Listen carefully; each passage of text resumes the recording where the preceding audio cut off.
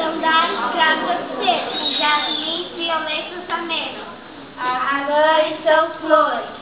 A texturar-nos nessa voz aquele tom de carestia. Nosso amor mais sincero e nossa dedicação. E pelo amor que ela tem. Bem merece o seu Deus, nosso carinho e a nossa dedicação. As mães são flores sagradas. As mães são símbolos de amor. Mãe, não é quem determina, da essência e sua dedicação.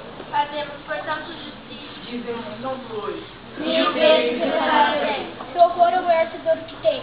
A sua coragem me ajuda em enfrentar os desafios da vida. Pelo alcance do destaque da nobreza. Em seu meio sorriso do paraíso, se beleza e esplendor. Ela e o seu valor comprova. As mães que vivem para a sua alegria, o encontro dos seus lares. Mãe é emblema do amor e da virtude. Mãe, é tua mão delicada que cuida dos nossos vestimentos e alimentos. Seja sadista ou bom tenente. É por tudo isso, honrar que nós amamos nossas mães. Ó mães queridas, nós te amamos e neste dia te abraçamos.